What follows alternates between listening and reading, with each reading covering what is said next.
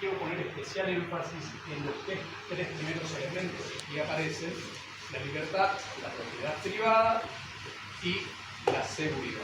Bien, entonces Marx empieza a develar la forma en que estos cuatro componentes aparecen legislados allí. Y entonces va a decir: la libertad aparece definida como el poder hacer todo aquello que no lesione los derechos del otro. Marx va a decir que una libertad concebida de ese modo implica entenderla como límite, como separación, como segregación, como cerca divisoria entre dos terrenos. Es concebir al hombre como mónada aislada, circunscrito a sí mismo y retraído hacia sus intereses particulares. En tales condiciones, el derecho del hombre a la libertad no se basa en la vinculación, en el encuentro, en la interrelación, en la conjunción de libertades que recíprocamente se complementan, sino en la separación del hombre respecto del otro. Es el derecho a esta separación, el derecho del individuo delimitado a sí. Como podemos apreciar, la exploración analítica que formula Marx lo lleva a concluir que si deslizamos nuestra mirada hacia el tipo de relaciones sociales que se perfilan y van emergiendo por entre dicha estipulación jurídica, en ella indefectiblemente el prójimo será concebido como un límite integritivo y en consecuencia, en el marco de una conceptualización ganada por tal criterio divergente, no habría lugar para una idea que permitiera visorar algo parecido a la expansión común y recíproca de libertades que se realizan conjuntamente. En definitiva, en su eficacia material sobre la realidad, lo que se deriva del postulado de esa naturaleza es la desarticulación de cualquier eventual proyecto social de base comunitaria, que es obviamente lo que padecemos en la actualidad. A lo cual Marx va a observar la siguiente imprecisa articulación jurídico-material. La aplicación práctica de ese derecho humano a la libertad, así como allí aparece, es el derecho humano a la propiedad privada. Derivación lógica que inmediatamente va a reforzar con esta otra definición conceptual.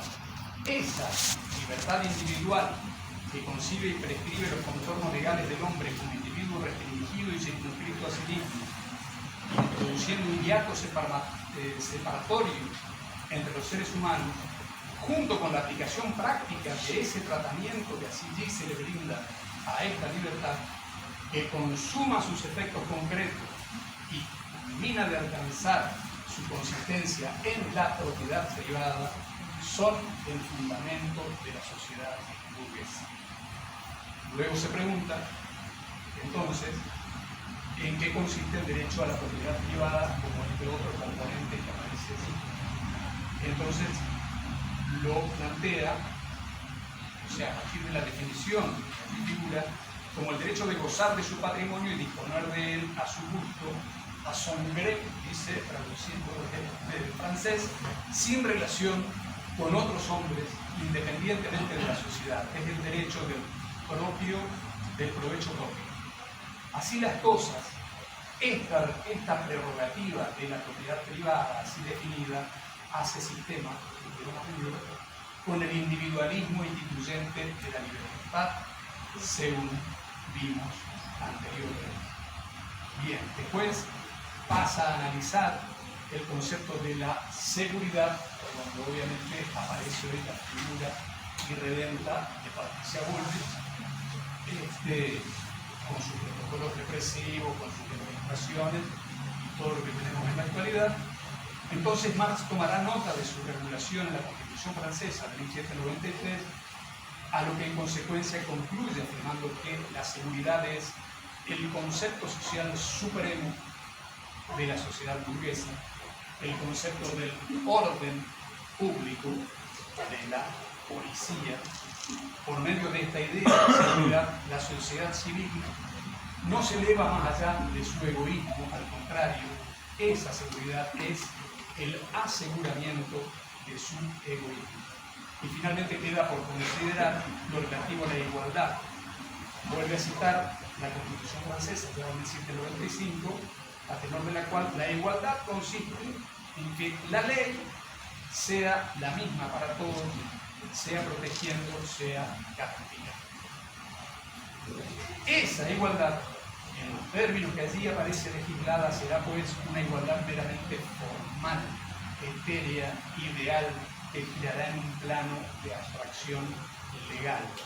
Con relación a esto, Walter Benjamin acudirá a una cita de Anatole France, al aludir, por ejemplo, a la igualdad de castigo que allí está prevista, con aguda ironía expresa: la ley prohíbe por igual que ricos y pobres duerman debajo del puente.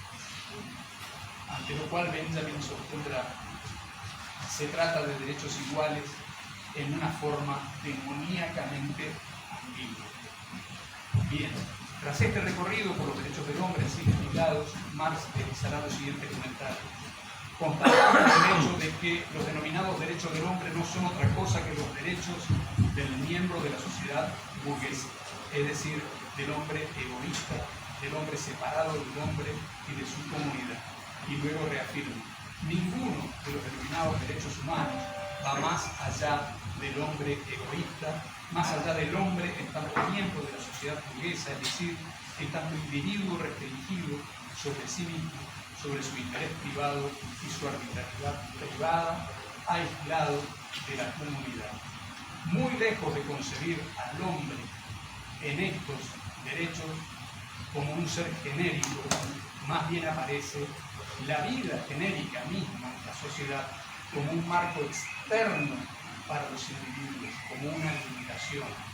El único lazo que los mantiene juntos es la necesidad y el interés privado, la conservación de su propiedad y de su persona.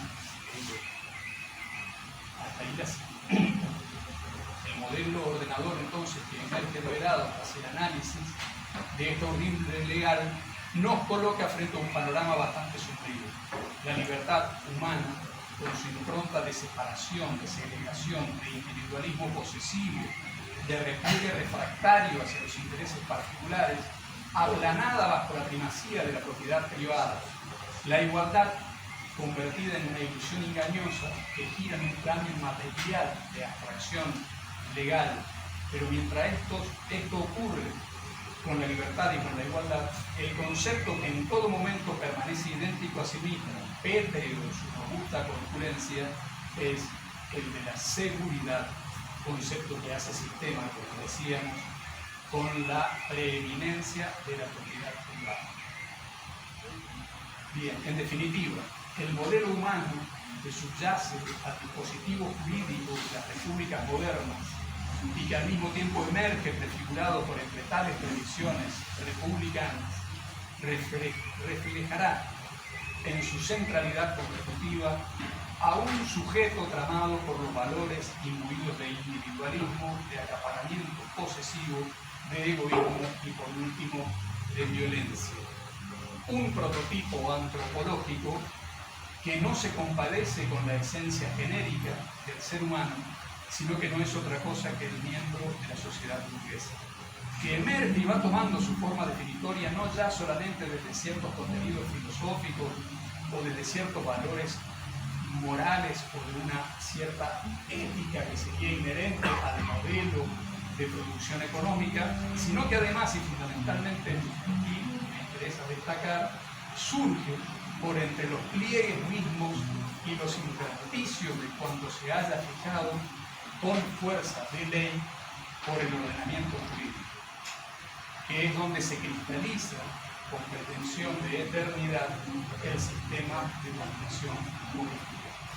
Lo cual no es poco decir ante la formidable capacidad de cooptación de la vida que tiene el derecho, para así inscribirla y circunscribirla con su rigidez providencial dentro de los estrechos márgenes de una formación social que así se pretende inmodificable y o como si respondiera o hubiera nacido de un orden natural. Hay Por último, una premonitoria advertencia de Marx para el desarrollo que realiza, donde va a sostener el reconocimiento de la libertad de ese hombre egoísta es más bien el reconocimiento del movimiento desenfrenado de los elementos espirituales y materiales que forman su contenido vital. Repito, el movimiento desenfrenado de los elementos espirituales y materiales que forman su contenido vital. Es decir, eso que hoy no dudaríamos en llamar un cierto tipo específico de subjetividad que, interiorizada, no hace más que inscribir y reconducir a los seres humanos hacia el interior opresivo de la actual ordenación de lo social.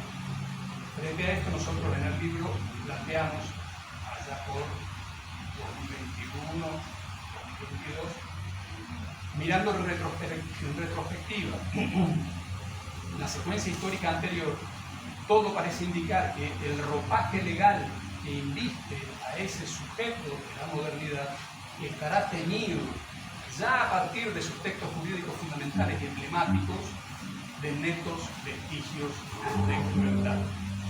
Crueldad que entonces siempre estuvo subyaciendo ahí y que no es más que la que hoy simplemente reaparece con su insidiosa carga de violencia desembosada, esa que fue desde sus orígenes históricos la fuente nutricia de la sociedad burguesa, del orden social del capital. Lo que quiero decir en definitiva es que solo podemos aducir inesperada sorpresa o asignarle el carácter de una novedad absoluta al proyecto liberfacho que hoy campea por estas pampas, tras haber ocultado, ninguneado o condenado al ostracismo a estas ya lejanas previsiones marcianas. Allí donde el huevo de la serpiente ya asomaba sus rasgos distintivos, surgiendo tan luego por entre los pliegues mismos del contexto de la vida. Eso era un poco lo que quería compartir.